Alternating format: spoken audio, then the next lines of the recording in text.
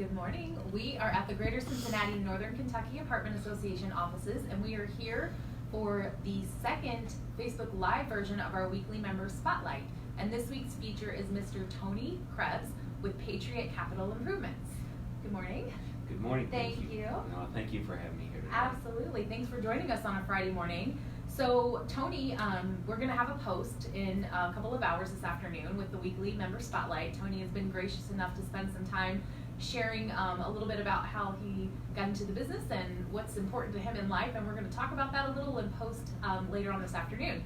So let's just dive right in if that's okay. Let's do that. All right, well, let's start with how long have you been in the multifamily housing industry? I have been around a long time. I started in 1980, so I'm coming up on 39 years. Wow. That's a long time, 4 decades. Wow, that is a long time. Being a part of this. Started basically with Chelsea Moore, Jerry Malik. I don't know a lot of people would be familiar with that name.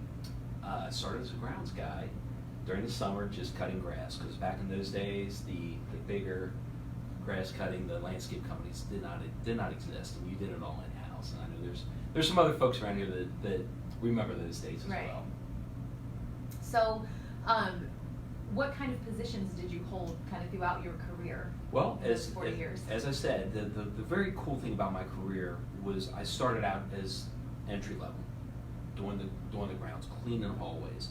So I touched every part of it. I went to HVAC school at Scarlet Oaks, learned everything I wanted to learn there, but I continued in the apartment side. Mm-hmm. I really love multifamily. So I've held every position from the turn tech to doing service requests, maintenance supervisor, was a regional maintenance supervisor with Village Green. I was director of maintenance facilities at one point. I went on to National Realty Management with Terry Schwartz, worked with him, had a wonderful time with him. And then I went on to Hills and had a wonderful career with Hills. Those are some of my favorite people in the world. So after Hills, went to Patriot, working with Jenny and Caesar. They're the 2 most wonderful people you ever meet in your life. And just really enjoyed kind of learning the other side of it too. Right. So it's been a whirlwind tour, and I wouldn't change one bit of it. I've lived every minute from 1980 up to today.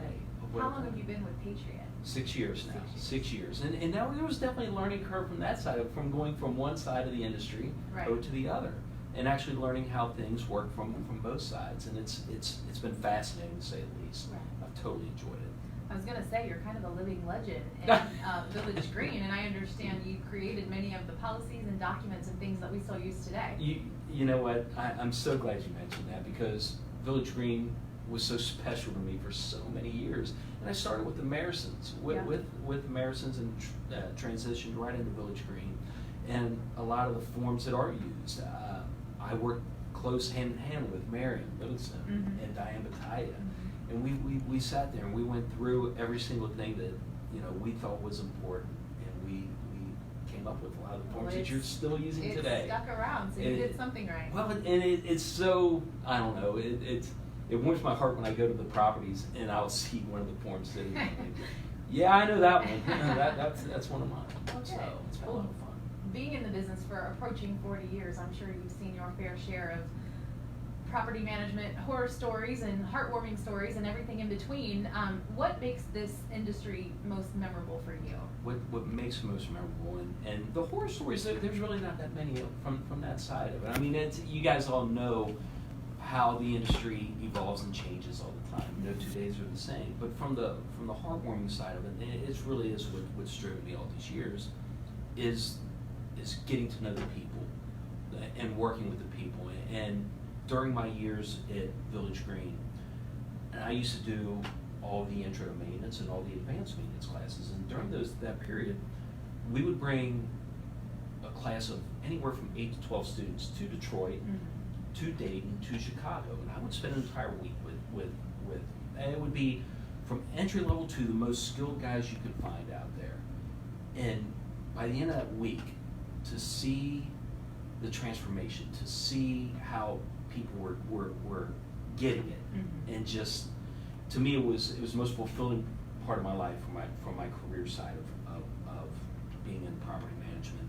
And to this day, I still get letters, still get cards, still get emails from people that I've either worked with, and sometimes it can even be CEOs of companies, and they'll just say, "Hey man, thanks for what you did.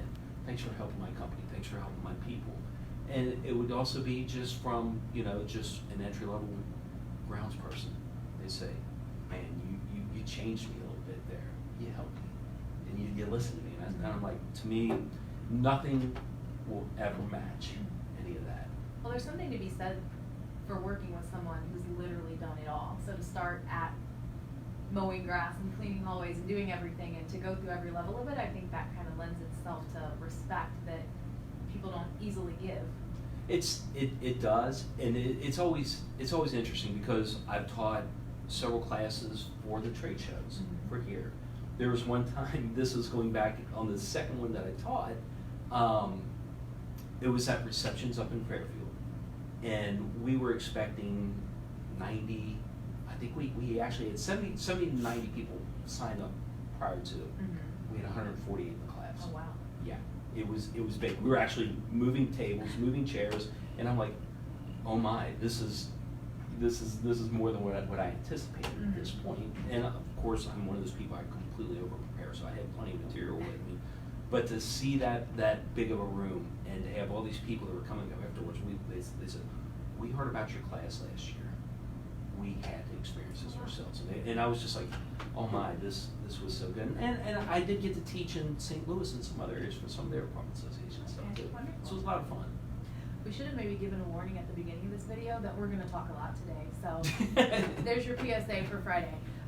So obviously being in the business for such a long time and having the perspective that you've gained, I'm sure you've got some very valuable and sage advice to share. What would you offer up to people who are maybe just getting into or thinking about getting into the multifamily business? The most important thing is be yourself, because everyone else is taken. Just be yourself. You come in, do your work the right way. Handle yourself in the right manner. Be a high character person, okay? Own what you do. Own the work that you do every day, and plan on doing a good job the next day. Be better the next day than what you are today. So often we get caught up on the downside, okay? And we don't need to. Tomorrow's gonna be another day. We're gonna come in, we're gonna work hard, we're gonna do what we wanna do. The attitude that you bring every single day, you get to choose that. You get to choose your attitude that you're gonna have every single day. Make it a great one. That's all you gotta do, just make it a great one. When you wake up in the morning, say, great attitude, great day, I'm gonna perform well. And that's what you wanna do. I coach a lot of sports too, and this is one of the biggest areas that I try to influence kids with is, you know what, I want you to practice hard. I want you to be at your best. However you want to achieve that, that's what we're gonna work to strive to do. So we're gonna practice hard, and we're gonna play it the right way. Win, lose, or draw, I wanna walk away every single day knowing I performed to my best. That's it. Wonderful. If we do that, we'll be fine. Great advice, personally and professionally. I hope so. All right, so you mentioned you were a sports guy. I'm going to use an analogy to kind of shift gears here. So we want to learn a little bit more about you off the field. So I'm going to ask a few personal questions. What's the last book you read, Tony? Well, now we're getting back into sports again. It was actually Ben Hogan's Fundamentals of Golf Swing. Again, I do coach golf at our school, and I want to make sure I'm giving those kids what the best advice I can give them. Right. So it's a lot of fun though. So you said coaching. What else do you do in your spare time? Or Coaching is very important to me, but my other hobby is music. And as most people know, they've seen me probably some GCNK events, and I play with two Steves. We have a lot of time. Those guys are fabulous. They're not only great musicians, they're great friends of mine as well. And I actually studied guitar at NKU for 2 years, studied classical guitar. So I do know a little bit about it. The great thing about the music for me is music is a universal language. I walk into places, I start talking about music, and there's somebody there, and it just goes in so many different directions. And one thing I've always tried to preach to people is to expand your horizons a little bit. Get something that's not right in your wheelhouse. Do something that makes you stretch yourself a little bit, expand yourself out. Music was never easy for me. Sports was easy. So I had to put in double the amount of time to accomplish and achieve where I wanted to get to in music that I never thought I'd be able to do at one point. So to make those strides on the music side, they're more important to me And what kind of music do you play with your band? I play guitar, do a little bit of backup vocals, not much because I play with guys that are very, very good. And the music is usually 50s to current, usually rock and country. It's all the pop hits that you're going to hear on the radio. So when people come out to hear us, when they start requesting, we pretty much know pretty much anything you want to hear. So, and it's fun. Do you take requests at the events? What's that? Do you take requests? We do. We love requests. That's what drives us. Okay. That's what drives us is the Keep that in mind. request. Yes, we prefer that. Oh, okay. That's what we prefer. All right. What's your favorite food or restaurant? Favorite food? There is a nice little barbecue joint right down in New Point called Webb's Barbecue. Joe Webb's a very good friend of mine. His food is fabulous. There's another restaurant over on the east side. It used to be Roy Rogers. Okay, you guys might remember Roy Rogers. Now it's called Roni's. Another really good friends of mine. You know, if you're ready for some good fast food, that's the place to go. Very good. You watch TV very much? Well, a lot of sports because Yeah. my kids are big into sports, so we do watch a lot of sports. So I would say NFL Red Zone on Sundays. We turn that on. You will see that. I also like horse racing too, so TVG, you'll see a lot of that. We do watch other shows, but I would say most of the time you're going to see us watching the sports channels. Who's your favorite sports team? Sports team is Minnesota Vikings. Love the Minnesota Vikings. My father was a huge Minnesota Vikings fan when we were growing up. And it just kind of carried down to me. Right. And from the time I was probably 4 or 5 years old, we would follow the Vikings. Who was the local guy that played for the Vikings from Middletown? You've got, right now you've got, oh gosh, Kyle Rudolph. Kyle Rudolph's there. He actually he was either St. X or Elder. There was someone from Middletown too. I'm gonna. Chris Carter. Chris Carter was the right. Middletown. Yes. Yeah, I've got a Right, big that was poster of him in right. our house. Oh, And it's, cool. yeah, it's really neat. Okay. He was a great player. Yeah. So, It was in the 90s or early 2000s. 90s, 2000s. Yeah. Yes, he still is. I think he's still in the top 5 in receivers all time for the entire league. So. So what's the best concert that you've ever been to? Well, outside of our two Steves, Right. music we do, saw the Eagles with the James Gang. For the people that do know Joe Walsh started the James Gang. He now plays with the Eagles too as well, but it was a fabulous concert. Also seen AC/DC. They were pretty. That sounds wild. Yeah, it was pretty crazy, but they were so entertaining. All right, random question. If you were an animal, what would you be and why? Very easy one. I would be a racehorse because I do love horse racing. Right. A lot of people know that, and there's been times for a couple of the GCNK events I've actually put together tip sheets for the bus rides down to Keeneland Yeah. to give to everybody and just see how they do it. So Been to the Derby? I've been to the Derby. Yes, I have. I've been to the Breeders' Cup, been to the Derby, been to a few of the bigger events out there. So it's a lot of fun. Well, we're going to wind it down. I would like you to tell me a little bit about your family.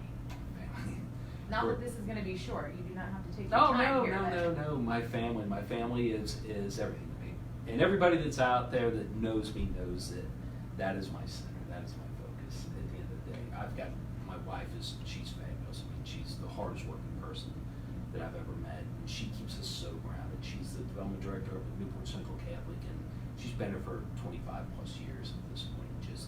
She's so good at what she does, and she is such a good mother that I'm so blessed and so fortunate. I'm the luckiest man on the face of the earth.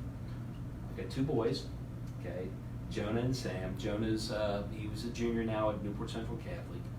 He's extremely intelligent, just perfect sense of humor, very laid back, very athletic.